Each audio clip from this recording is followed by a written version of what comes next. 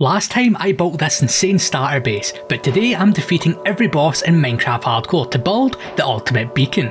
To do this, I'll start by going to the Nether for blaze rods and wither skulls. I'll then find an ancient city where the Warden will die. I'll then make my way to a stronghold to access the end where I will kill the Ender Dragon. Then finally, the last challenge, defeating the Wither. Let's begin. To start, I'd like to focus on the Nether. I'll start by making some extra food because this is going to be dangerous. I'm also going to need a bunch of cobblestone to protect the portal and for bridging across the lava lakes. While I'm at it, I'll use some of my resources to craft a much needed shield. This will be handy if I encounter any piglins or ghasts. Before I leave, I should probably pick up some gold so that I can do a little bit of piglin bartering. With all of that collected, let's take our first steps into the Nether. Ah, just my luck. A basalt delta. Why does this always happen to me? Here's hoping my luck gets a bit better. I guess I'll block off this portal to protect it. Then I'll start mining a tunnel to get out of here. After a few hundred blocks of this, I managed to find the open Nether. So I'll carefully bridge over this way so that I can avoid the lava. Good timing too, since a large magma cube decided to say hello.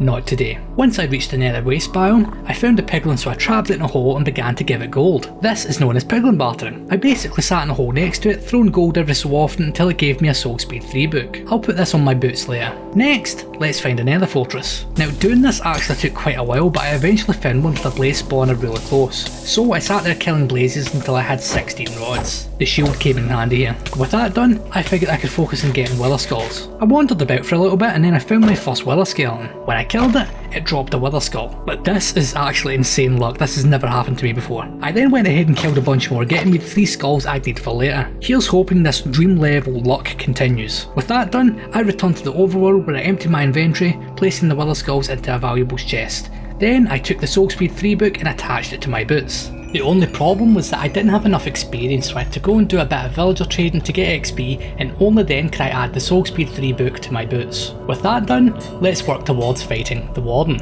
This is simpler than it sounds, but there's a tiny issue. The nearest ancient city is 5,000 blocks away. Oh well, I guess this is what I get for choosing a large biome world. As I drew closer to that ancient city, I realised that I'd saved a lot of time due to the excessive use of my trident. This tool has got to be the best thing you can get in the early game, especially if you enchant it with Riptide 3 like I did. Once I arrived at the ancient city, I dug a staircase down towards it. As I enter the ancient city here, I want to mention that I've enabled Fullbright, as the compression on YouTube would basically make the regular view without Fullbright almost unwatchable. Unlike other creators, I'd like for you to see what I'm actually doing down here.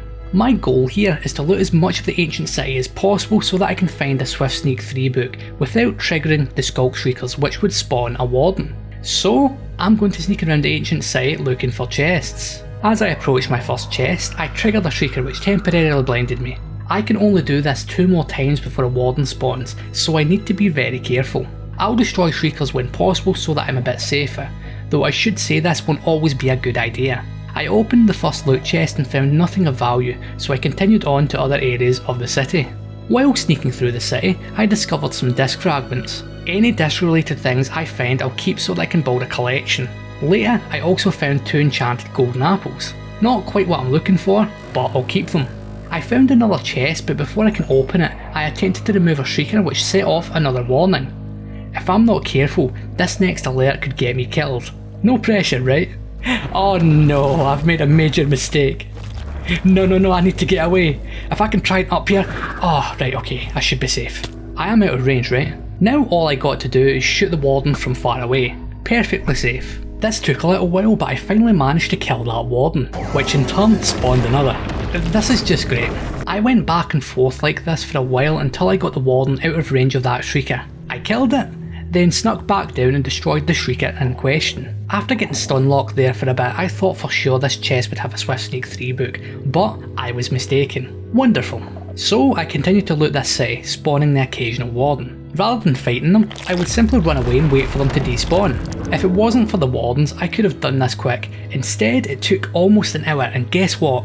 There wasn't a single Swift Sneak 3 book in this entire city. Great. I'll need to find another one. Fortunately, there was another one within 1,000 blocks of here. When I got there, I dug yet another tunnel down to where the ancient city was, and finally, at long last, I found 2 Swift Sneak 2 books, meaning I can enjoy that long walk back to base. When I got home, I did some more villager trading to get enough XP so that I can merge the 2 books, then attach the Swift Sneak 3 book to my leggings. Now that the ancient city stuff is finally out of the way, let's work towards killing the Ender Dragon. This should be fairly straightforward. To do this, I'll need to make some Eyes of Ender. I already have the blaze rods, I just need to get some ender pearls. Fortunately, this is where the cleric villager comes in handy. The cleric is a trade that allows me to get ender pearls without having to kill a single enderman. So I'll use some of my emerald supply to get some from this guy. With the ender pearls collected, I can now craft up some Eyes of Ender. After collecting some building blocks and extra food, it's now time to find a stronghold. To do this, I will simply follow the Eye of Ender. If I remember correctly, there should be a stronghold fairly close to the starter base. I can use these rivers to quickly travel there using my trident. Once I arrived, I dug a 2-block wide hole all the way down there. This should put me right on top of the portal room or thereabouts. Once I entered the stronghold, I blocked off the only way into this room, then I dumped the extra blocks in my inventory into this lava. Now it's time to activate the portal. I'll see you on the other side. After arriving in the end, I quickly bridged over to the end island so that I don't accidentally fall off. To kill the dragon, I need to destroy all the ink crystals on top of these towers. Good thing I brought my bow. Once I shot all the easy towers, I pillared up the side of one to get a better angle on the other ones. As I reached the top, the Ender Dragon decided to yeet me into the sky. Good thing I brought a water bucket. After quickly saving myself from that fall, I took out all the other ink crystals and then I beat the dragon into submission. I got it down to almost no health when it decided to fly away from the central portal. No matter. I'll simply hit it a few more times with my bow and then boom, the dragon is dead. The end is now free. Well, not free, more like under new management. When the dragon died, it dropped an Elytra. This isn't typical behaviour in the vanilla game. This is because I've added a data pack from the vanilla tweaks that allows this to happen, as I feel this is a great reward for killing the Ender Dragon. This is the Dragon Drops data pack that can be found on vanillatweaks.net. After collecting that Elytra and all the experience the dragon dropped, I returned to the overworld. Now for my final challenge, the Wither. I'll collect the skulls I got earlier, along with some soul sand and obsidian, and I'll make my return to the stronghold. I should really think about setting up nether portals to make this much faster. Oh well. Once I entered the end, I dug out a room beneath the central end portal and placed obsidian in a T pattern. With that done, I can summon the Wither, then quickly kill it. No time to mess around here. Now that the Wither is dead, I was rewarded with a nether star. I can use this to make a beacon. To do that, I'll collect a bunch of obsidian for said beacon and some extra for an ender chest. When I returned to the overworld, I crafted several ender chests and a beacon. Now all I need is a beacon base. For this, I'll use iron. The only issue is that I don't currently have enough, so I'll AFK at this iron farm until I do. Then I can take that iron, craft it into blocks, then I can build a full beacon base on top of the starter base. Then finally, I'll activate that beacon and give myself haste 2. This beacon is the perfect end to my domination over these 4 bosses, all of which were eliminated. Before I continue with anything else, I need to get some shulker shells. These will allow me to craft shulker boxes that make inventory management much easier. This means I need to go end busting. When I got back to the end, I killed a few endermen to get some ender pearls. Then I made my way to the nearest gateway that was activated when I defeated the Ender Dragon. After making it to the other side, I could see an end city in the distance, so I bridged over towards it and then quickly made my way inside, killing shulkers as I went. I spent a little while in the end doing this, ending up with lots of shulker shells, meaning it's time to return to the overworld. After I returned, I crafted several shulker boxes which should last me a little while. Now I'd like to actually be able to use my Elytra. For this I need firework rockets, specifically flight duration 3, which means I need lots of gunpowder. I want a full shulker box of flight duration 3 rockets, which means I need 27 stacks of gunpowder. That's a lot for the early game. I'm going to go ahead and start collecting materials. I'll mine up a shulker of stone. To make this faster, I'll dismantle this beacon and I'll move it over to the side of this hill. Then I'll mine up all the stone I need. I'm also going to need a lot of trapdoors, so I'll set up a temporary tree farm here and I'll harvest it once it all fully grows. I then realised that I need a lot of scaffolding, which would normally be fine, but I don't have any bamboo whatsoever. The nearest jungle is quite some distance away, so I'll walk over there, then I'll harvest a bunch of bamboo, and I'll walk all the way back to base. I almost finished collecting items when I realised I'd need 2 sticky pistons, which require slime. I haven't seen a single slime in this world yet. I could go into the caves looking for one, but I've got another idea. There's a swamp a fair distance from the base. I'll simply walk over there, wait for night, and then I'll kill all the slimes that spawn. After I returned to base, I crafted the last of the items I'd need, then I moved out to find the perfect location for this farm above this lake.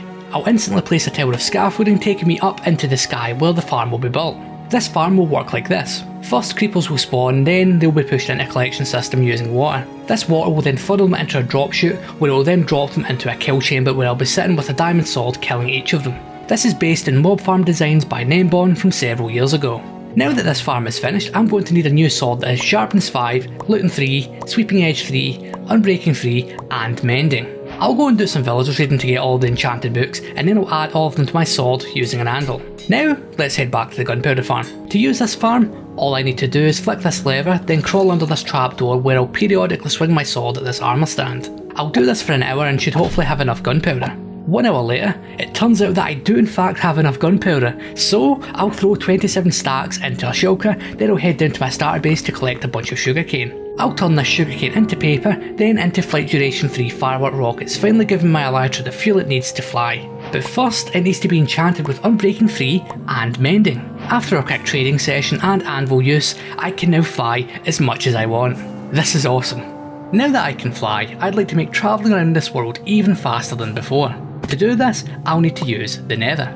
I'd like to get to the Nether roof as having my main portal in the Basalt Delta isn't ideal. Before I do that, I'm going to quickly fly over to the stronghold to set up a Nether portal. This is to save me a bit of time later since this portal will link to one I'll build on the Nether roof really soon. Anyways, let's jump into the Nether. Right now I'm going to build a ladder up towards the roof, then I'll find a spot that's only 1 block thick. Then all I need to do is use an ender pearl like this and I'm through. This is a lot easier than it used to be. I'll go ahead and build a new portal, then I'll go through to make sure it linked properly. If I then go back through this portal, I'm still in the Basalt Delta because I forgot to remove this portal, so I'll remove it, go back up that ladder, then I'll glitch through the roof once again. I'll then fly over to where the portal link to the stronghold needs to be and I'll get that built as well. I'll then go through it to make sure it links correctly, and it did, meaning my fast travel mission is complete for now. Now that some of that boring stuff is done, I want a bit of a challenge. So I'll grab that bad omen bottle I got last episode, then I'm going to find a trial chamber. I've never actually cleared one with trial omen active by myself before, so this should be fun. I entered the chamber, drank the bad omen bottle, then I started clearing it. I used the ominous trial keys I got from the spawners on any ominous vault I found. I was hoping to get a heavy core, but I had no luck. So you know exactly what I did. I went through several more trial chambers and at long last I finally got a heavy core, meaning I can now use this heavy core to make myself a mace. I'd like to enchant this mace with density 5 and windburst 3, but windburst 3 can only be found in trial chambers, so I'll run through a few of those once again until I get it. I'll then go and set up a villager for density 5. Then all I need to do is a little bit of villager trading, then I'll add all the books to the mace using an anvil, giving me an insanely overpowered weapon. I've made a lot of progress in the hardcore world this episode, and in that time you may have noticed that I'm quickly running out of food. Let's fix that. I'd like a source of food that provides plenty of food for the least amount of work. This is where I'd like to introduce the Hoglin. If we kill one using lava, it will drop cooked pork chops. This can be automated. To build a farm for this, I'm going to need 193 stone, which I already have, 127 scaffolding, which I'll steal from the gunpowder farm, 107 stone slabs, which I can craft using a stone cutter, 36 torches, which means I need to go and mine some coal, 15 trapdoors, 9 glass, 8 hoppers, 6 chests, 5 dirt, 2 stone stairs, and a bucket of lava. I'm still missing one critical item, warp fungus. A warp fungus scares hoglins, making them run away. These can be found in warp forests, so let's jump into the Nether. Oh, that's right, I don't have a way down below the roof, so I'll jump into the end, mine some obsidian, then I'll return to the overworld and I'll build a new portal. Then after a quick flight in the lower Nether, I've found a warp forest with lots of fungus. Now I can return to the Nether roof where I'll find a crimson forest biome to build this farm. This farm is quite simple and works like this. The hoglins spawn in groups of 3 or 4. They are then immediately scared by the warp fungus and begin to run about. After some time they drop into the kill chamber where the lava cooks them, dropping cooked pork chops and leather. This entire farm only took me 5 minutes to build. I've set up an AFK platform above the farm, so I'll go up and stand up there, which puts the rest of the Nether outside of the despawn sphere, allowing hoglins to spawn and be cooked. I'm going to stand up there for 2 hours and let the farm work. This resulted in more than a shulker box worth of cooked pork chops, which should last me a really long time. Right, I think I've made a decent amount of progress today. I still think I'm in the early game, so my next project that will massively improve my ability to get stuff done in this world will be an industrial district, but that will have to wait until next time.